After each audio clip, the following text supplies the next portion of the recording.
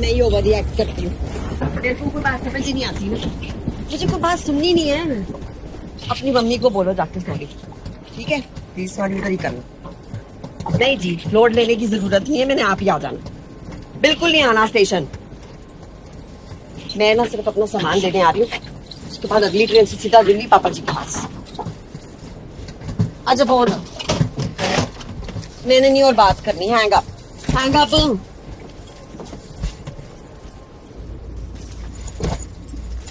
जिंदगी झंड कर रखी है।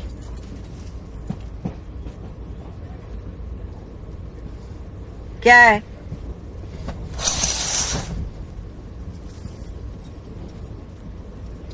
शादी होगी तेरी? नहीं, कुड़माई हुई है। कभी मत करना शादी, तो कभी मत करना। जिंदगी ना बर्बाद हो जाती है। ये जो कस्में वादे करते ना एक दूसरे को खुश रखने, कुछ साल में सारे ही खत्म। मेरी बात मान, सिंगल रह, ऐश कर। नहीं तू बिलीव नहीं कर रहा ना मेरी बात। छोटा है ना, समझ नहीं आ रही तेरे को। क्या इस उम्र में ना हरभजन सिंह सब कुछ बड़ा प्यारा प्यारा लगता है। आप थोड़ी चाय पी लो जी। हाँ मैं पी लेती हूँ। भैया तुम पियोगे? हाँ तो सीधा मत। एक चाय देना। कितने की? 10 की। गरम है ना? गरम।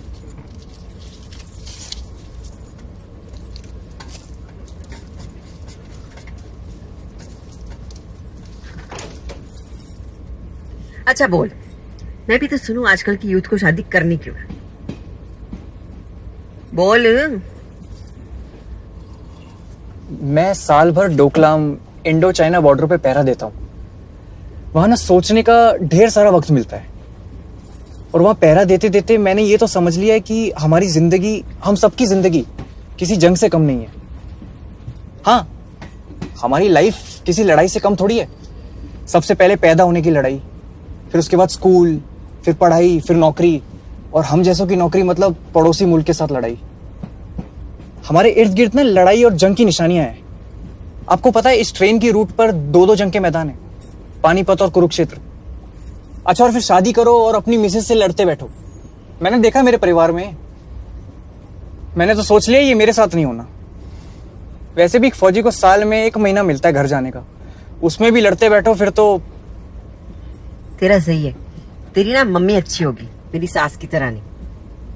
तेरा ना ससुर बहुत पहले सुधार गए थे। अब ना मेरी सास अपने बेटे की हर बात में अपना नाक घुसा देती है। अच्छा एक बात बताओ, एक औरत है जो कि बेवा है और उसकी एक ही औलाद है, उसकी तो पूरी जिंदगी उस औलाद के आगे पीछे ही गुजरेगी ना। और जब वो औलाद अपना घर बसाएगा, शादी करेगा, तो फिर माँ को अकेलापन तो महसूस होगा ही ना। तो ना कराए ना शादी, बांध के रखे अपने कुमारे बेटे को अपने दुपट्टे से। ऊपर से दिल्ली चढ़वा दिया 8 महीने पहले। पता नहीं कौन से गांव में जाके रहना पड़ रहा है मुझे उनके साथ। मेरी ना लाइफ टोटल खराब हो गई है सच्ची। आपकी तो लव मैरिज? हाँ, लव अरेंज थी।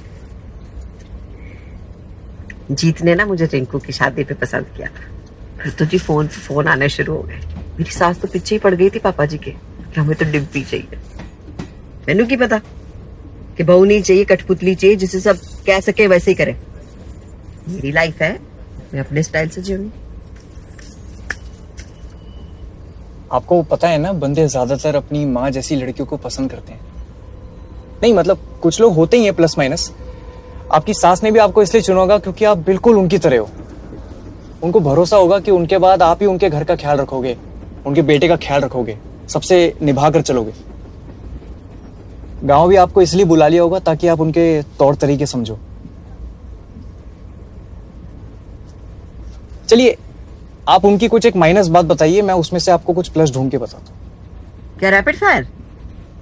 जो मर्जी बुला लो। मम्मी जी ना बड़ी अखड़ू है। वो स्वाभिमानी है, अधिकार जताती है, प्यार करती है, हर चीज पे तो कंट्रोल करती है। सतर्क है, कहीं कोई गलती ना हो जाए। आप भी तो वैसी हो ना, सतर्क, स्वाभिमानी, सबका ख्याल रखने वाली।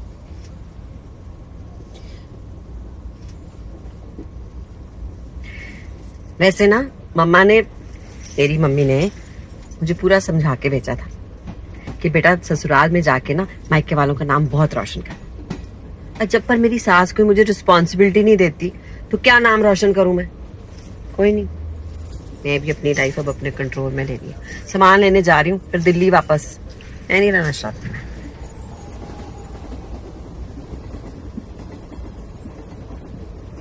ओए, तू क्या मुंह फुला के बैठा है? तू तो जा रहा है अपनी मंगेतर के पास। जा, खुश रख उसको। आपको क्या लगता है सारी दुनिया परफेक्ट है और आप ही को प्रॉब्लम पति मिला है? निम्मी और मेरी भी झगड़े होते हैं, वो भी चिट्ठियों में। वहां है आपका फोन वो नहीं चलता, और गुस्से वाली चिट्ठी भेजते ही दोनों को उसके जवाब का इंतजार करना पड़ता है हफ्तों। पर अगली चिट्ठी आने तक गुस्सा भी शांत हो जाता है और प्यार भी डबल। मैं जब भी उससे गुस्सा होता हूं ना, एक लिस्ट बना लेता हूं, 5 प्लस की लिस्ट और 5 माइनस की लिस्ट। प्लस में तो उसकी कई अच्छी आदतें लिख देता हूं, 5 से ज्यादा, लेकिन माइनस ढूंढते ढूंढते घंटों बीत जाते हैं। आप भी जीत पराजय वास्ते एक लिस्ट बना दो, फिर देखते हो कितने बुरे इंसान हैं। पूरी लिस्ट पर जानी है माइनस से? देखते हैं।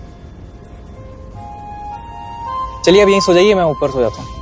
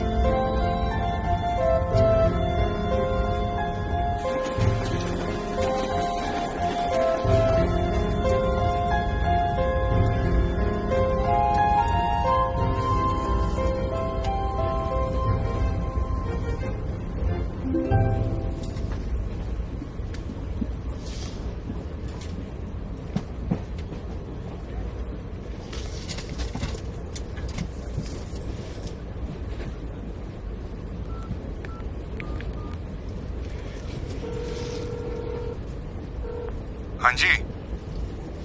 तुम अभी तक सोए नहीं? नहीं, तेरी फोन का वेट कर रहा था।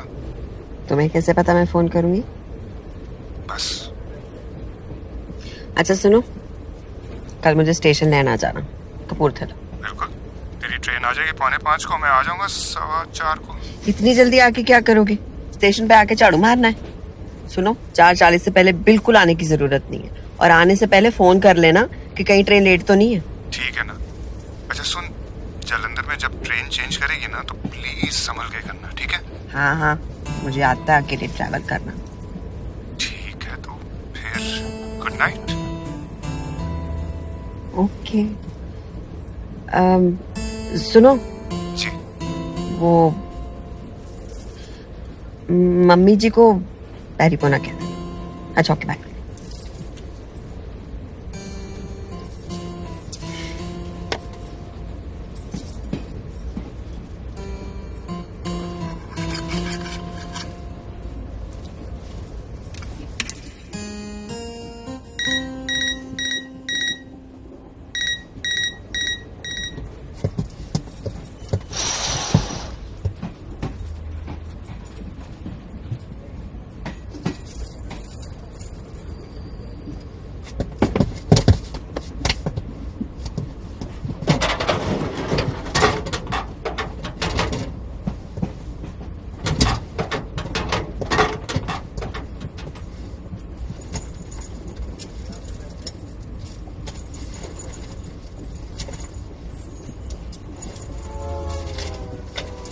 तो मर गई नोटबुक?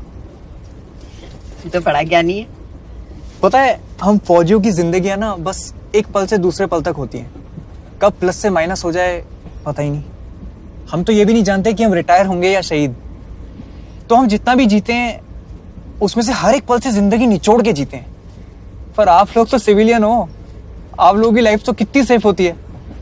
तो आपकी इतनी लंबी लाइफ में न जाने कितने ऐसे पल होते होंगे जिसमें से आप खुशियां और प्यार निचोड़ के जी सकते हो। अब तेरे को और निमी को ना बहुत सारी खुशियां दी और ढेर सारा प्यार। रब ने तो मेरे मंगन तो पहले ही मैंने बहुत कुछ दे दिया था। सुन, तू कहाँ तक जा रहा है? कपूरथला। ले, मैं भी तो वहीं जा रही हूँ। सीट नंबर क्या है? टिकटें तो वो ले गए। चल कोई नहीं, स्टेशन उतर के मिलना, ठीक है? मैंने ना तेरा इंटरव्यू कराना है जीत से। देखना लोग कैसे मिल जाते हैं ना। एक ट्रेन मेरी आगे पीछे हो जाती ना तो तूने मुझे कहाँ मिलना था। मैं भी हर साल लीव पे डिब्रूगढ़ एक्सप्रेस ही लेता हूँ, बस इसी साल वो रूट अलग पड़ गया। शायद आपसे मिलना लिखा था।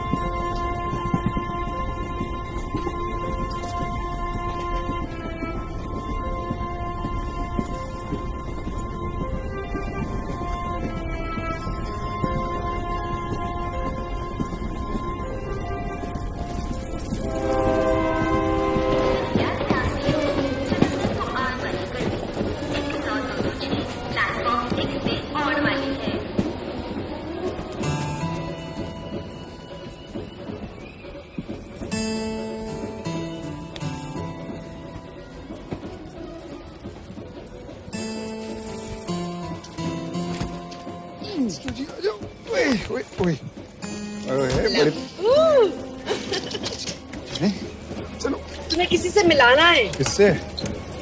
उसी की वजह से तो फोन किया मैंने तुम्हें। अच्छा, फिर तो मिलना चाहिए। कौन है ये आदमी? फौजी है। उसका नजरिया देखोगे ना तो कमाल। ए ओए, सुनो, वो हरभजन सिंह कहाँ है? वही जिसका लगेज उठा के आप आए थे, सलूट कर रहे थे जलंधर स्टेशन पे उतर के। आप बाबा जी की बात कर रहे हो क्या? बाबा जी? 22-23 साल का लड़का था, इसके जितना होगा। हाँ, पर बातें तो बाबा जी वाली कर रहा था। मैडम जी, वो 22-23 साल के थे तब निकल लिए। हाँ, आप किसी और से बात कर रही होंगी। क्या क्या कह रहे हो? ये देखो मेरी टिकट। सामने बैठा था बर्थ पे, मैंने उसका बैज भी पढ़ा है। ऐसा ही बैज था तुम जैसा, हरभजन सिंह लिखा था उस पे। क्या बात है सर जी, सब ठीक तो है? हैं?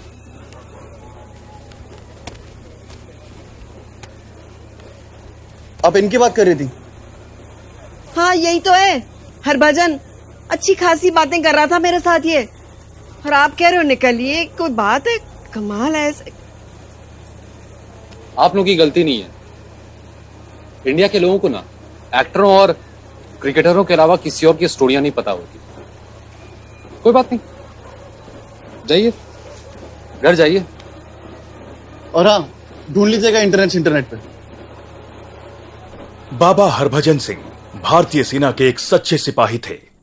उनका जन्म 30 अगस्त 1946 में हुआ और उनकी मृत्यु सिक्किम के नथुला पास में 4 अक्टूबर 1968 में हुई। जब वो 3 दिनों तक लापता रहे, उनके अफसरों ने उन्हें भगोड़ा घोषित कर दिया। फिर वो अपने एक दोस्त के सपने में आए और उनको अपने शव का ठिकाना बताया। सर्च पार्टी को हरभजन सिंह की बॉडी ठीक उसी जगह मिली। ये तो हरभजन सिंह के मृत्यु के बाद की घटनाओं की बस शुरुआत थी। हरभजन सिंह इंडियन आर्मी के वो सिपाही हैं जो मौत के बाद भी अपनी ड्यूटी निभाते रहे। इंडो चाइना बॉर्डर पर उनकी आत्मा पहरा देती रही। हिंदुस्तानी सिपाहियों के सपनों में आकर हरभजन सिंह दुश्मनों के कई प्लान्स बताते। रात को पहरा देने वाले सिपाही अगर पलक झपकते, उनको एक जोर का चाटा महसूस होता, मानो किसी अफसर ने उन्हें चांटे से जगाया हो। देश ने 26 जनवरी 1969 को हरभजन सिंह को महावीर चक्र से सम्मानित किया। आर्मी उनकी तनख्वाह हर महीने उनके माता पिता को भेजती। उनके लिए आर्मी ने एक मंदिर भी बनवाया, जहां आज भी भक्त दर्शन लेने और राष्ट्रगान गाने आते हैं। हरभजन सिंह जो सिपाही रैंक में रहते हुए शहीद हुए, उन्हें आर्मी प्रमोट किए जा रही थी। हरभजन सिंह की लीव हर साल सैंक्शन होती और हर साल 2 फौजी उनका सामान उनके गांव कपूरथला ले जाते। उस दौरान उनका कैंप हाई अलर्ट पर रहता। कुछ साल बॉर्डर पर भारी तनाव के समय उनकी लीव कैंसिल भी की गई। समझौतों के वक्त हिंदुस्तानी क्या, चीनी भी उनके लिए एक कुर्सी खाली रखते थे। वो बतौर कैप्टन दिसंबर 2006 में रिटायर हुए। बाबा हरभजन सिंह को वतन का सलाम।